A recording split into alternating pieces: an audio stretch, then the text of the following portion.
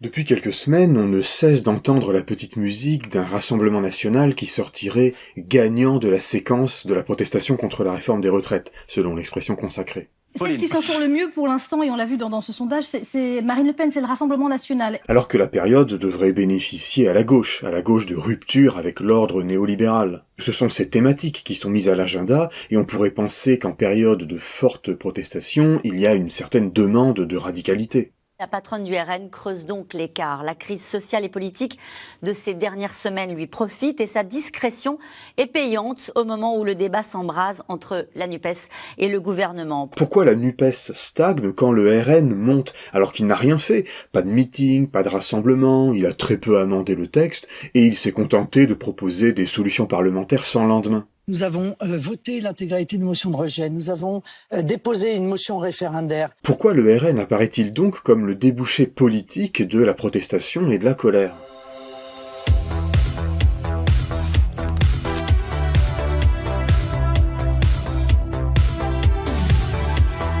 Un sondage récent testant une hypothétique élection présidentielle indique un bond considérable de Marine Le Pen par rapport à ses résultats de 2022, lui permettant de remporter l'élection contre un Emmanuel Macron en forte baisse et un Jean-Luc Mélenchon en baisse.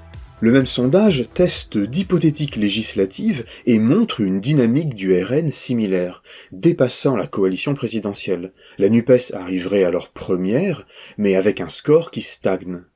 Ces sondages n'ont aucun intérêt prédictif. Macron ne sera même pas candidat, et un sondage national ne peut remplacer la multitude de petites élections avec leurs propres enjeux que constituent des élections législatives. De plus, on sait qu'en dehors des véritables périodes électorales, les sondés répondent un peu sans réfléchir aux enjeux. Après, ce qu'il faut dire également, c'est que Marine Le Pen est toujours plus forte, plus haute dans les périodes un peu de temps mort de la vie politique et qu'elle a plutôt tendance à dégringoler à partir du moment où elle se met à parler, c'est-à-dire dans les campagnes électorales. Le match n'est pas encore joué, il ne faut pas trop se précipiter à ce niveau-là. Mais on a bien là tout de même l'enregistrement de quelque chose, d'une certaine dynamique. La seule petite élection réelle dont nous disposons, la législative partielle en Ariège, a cependant confirmé point par point ces dynamiques par rapport aux résultats de juin 2022. Grosse augmentation du RN, grosse baisse de Renaissance, stagnation de la NUPES. Mais là aussi, il faut tempérer et rappeler que sur les 4 législatives partielles ayant eu lieu en 2003, le RN n'en a remporté aucune. En plus de ces sondages sur d'hypothétiques élections, les sondeurs testent des sortes de codes de popularité ou d'efficacité de différents partis ou personnalités politiques.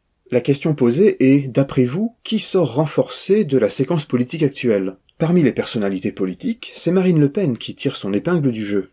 Là encore, il faut relativiser les résultats de telles enquêtes, notamment parce qu'il est difficile de démêler les authentiques et durables déplacements d'opinion des effets temporaires d'emballement médiatique auto-réalisateur. C'est un silence qui fait beaucoup de bruit. Discret depuis des mois, et pourtant on lit partout que le RN serait le grand gagnant de la crise des retraites. Néanmoins, cette accumulation de données indique des tendances préoccupantes. La NUPES, et en particulier la France Insoumise, semblent incapables d'ajuster leur stratégie politique et de communication à la période actuelle.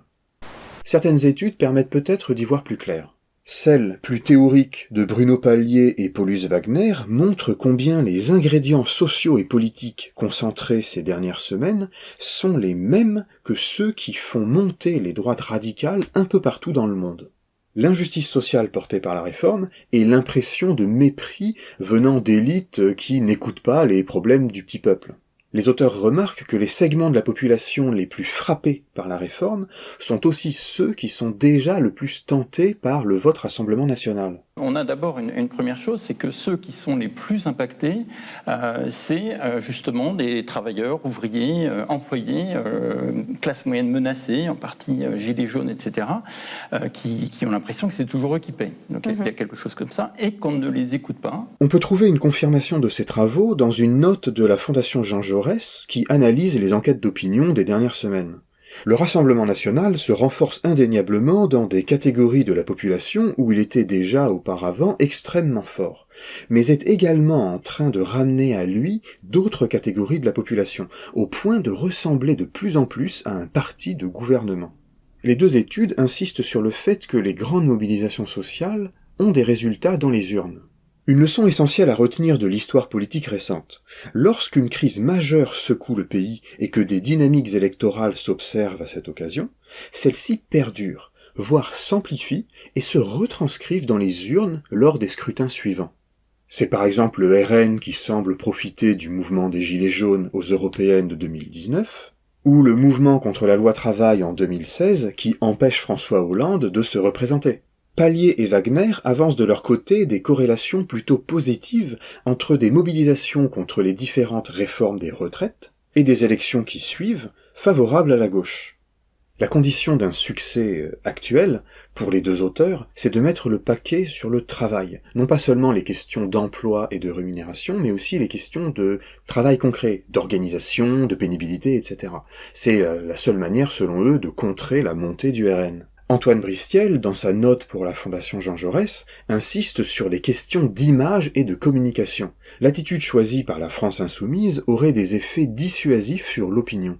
On pourrait le comprendre de la façon suivante. La radicalité de la France insoumise aurait du mal à rencontrer son public en raison d'une mauvaise interprétation des attentes de ce public.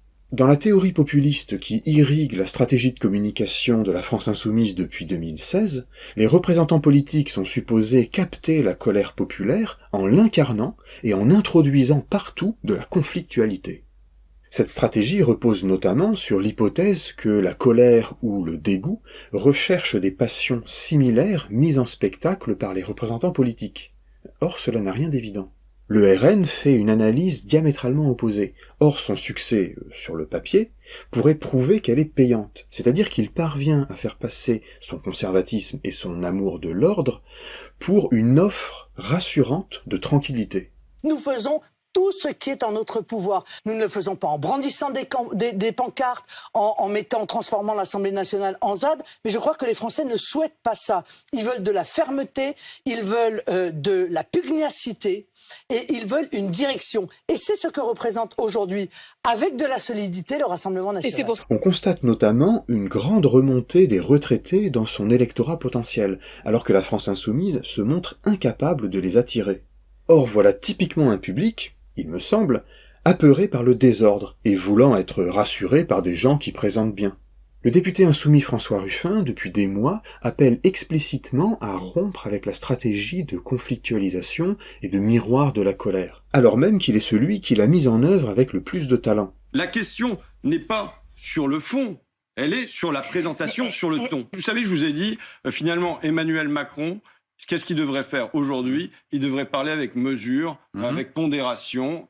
Et je pense que plutôt que d'être quasiment le symétrique d'Emmanuel Macron, comme les Mélenchon, comme on l'est, je pense qu'on devrait se détacher, essayer de prendre de la hauteur. Bon, la doxa médiatique pleurniche pour quelques pancartes brandies à l'Assemblée, et la Macronie a choisi de taper sur la NUPES et de rendre respectable le RN.